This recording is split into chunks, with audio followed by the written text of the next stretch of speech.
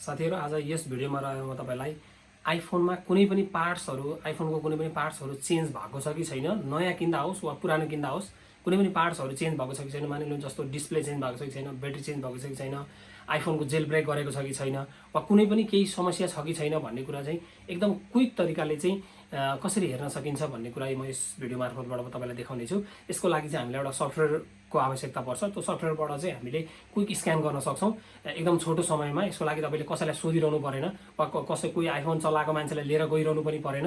अब यदि तपाई चाहनुहुन्छ म अझै आइफोन सेकेन्ड ह्यान्ड किन्दाखेरि चाहिँ अझै म विस्तृत रूपमा चाहिँ म के हेर्ने भन्ने कुरा तपाई चाहनुहुन्छ भने म अर्को भिडियोमा चाहिँ तपाईलाई एकदम डिटेलिङमा भिडियो लामो हुन सक्छ, तर डिटेलिङमा कसरी हेर्न सकिन्छ भन्ने कुरा म तपाईलाई लिएर आउने छु। अब अहिलेको लागि चाहिँ यो भिडियो सुरु गरौँ।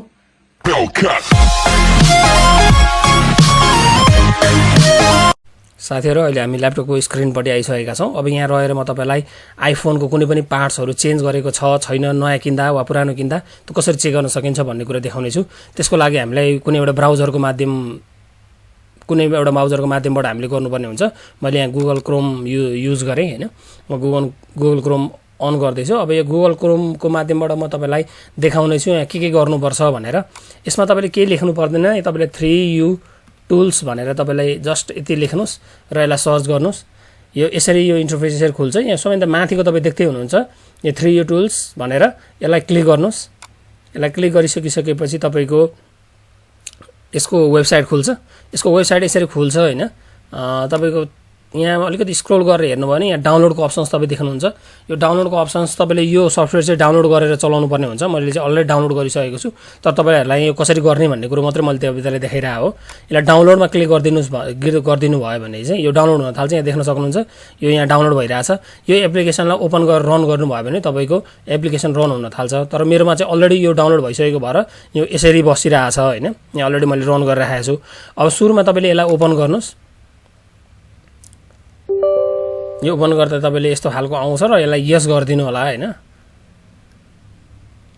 यसलाई यस गर्दिसक्नु भयो भने तपाईको यो यसरी खुल्छ हैन। Please connect iDevice to PC using USB cable भन्दैछ। तपाईको चाहिँ कनेक्ट गर ल्यापटप र यसमा भन्दैछ। मैले यसलाई ओपन गर्दै मैले यहाँ कनेक्सनमा हाल्दै हाल्दिसकेपछि यहाँ देख्न सक्नुहुन्छ मेरो सम्पूर्ण मोबाइलको जानकारी चाहिँ यहाँ डेस्कटपमा तपाईको आइसकेको छ।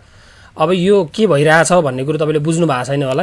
यो के भइरहेछ भने बुझ्नु भएको छैन भने मैले यहाँ विस्तृत रूपमा बुझाउने छु। यहाँ देख्न सक्नुहुन्छ मेरो आइफोन 8 प्लस भनेर देखाइसकेको छ, आइओएस भर्जन देखाएको छ, मैले जेल ब्रेक गराएको छ कि छैन भनेर पनि देखाइरहेछ, एक्टिभेटेड छ कि छैन, किनेको डेट यहाँ तपाईले देख्न सक्नुहुन्छ। किनेको डेट तपाईको 2017 सालमा यो किनेको हैन, सेल्स रिजन जापानमाबाट लिएको भनेर सम्पूर्ण देखाइसकेको छ। चार्जिङ टाइम तपाई यहाँ देख्न सक्नुहुन्छ 81 टाइम्स भनेर देखाएको छ।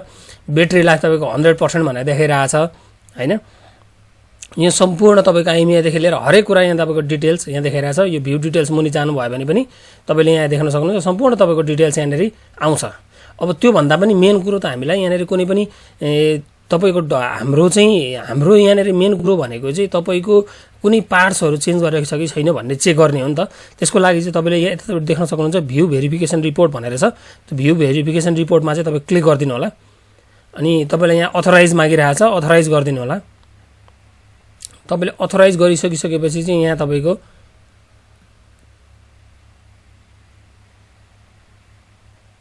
भ्यू भेरिफिकेसन रिपोर्टलाई अथराइज गरिदिनु भने ल देख्न सक्नुहुन्छ। अब यो यसरी खुल्छ हैन। अब यसरी खुलिसकिसकेपछि यहाँ सम्पूर्ण डिटेल्सहरु हेर्ने, यतापट्टि टेस्ट रिजल्टहरु तपाईले कुनै पनि यहाँको सामानहरु फेरबदल गर्नु भएको छ भने चाहिँ टेस्ट रिजल्ट तपाईको यहाँ यसरी देखाउने हो। अब मेरो अघि देख्नुभयो 80 टाइम्स हार्डली 80 टाइम्स तपाईको ब्याट्री चार्ज हुँदा पनि मेरो ब्याट्रीको तपाईको लाइफ 100% देखाइरहेछ भनेपछि ब्याट्री मेबी चेन्ज्ड भनेर आयो। भनेपछि मैले ब्याट्री चेन्ज गरेको थिएँ नि त, मैले ब्याट्री जेन्युनली चेन्ज गरे हो, मेरो ब्याट्री धेरै लो भएर। अब यहाँ ब्याट्री मेबी चेन्ज्ड भनेर भनिसकेको छ के उसले। भनेपछि तपाईले थाहा पाइसक्नु भयो होला कि तपाईको ब्याट्री चेन्ज गरेको, स्क्रिन चेन्ज गरेको हैन, नर्मली यही मजाले देख्न सकिन्छ। तपाईले कुनै पनि यहाँ पार्ट्सहरु चेन्ज गर्नु भएको छ भने देख्न सकिन्छ। अब यो मैले मेरो यो एउटा मोबाइल एउटा आइफोनको चाहिँ ब्याट्री चेन्ज गरेको देखायो हैन, अरु सबै नर्मल छ।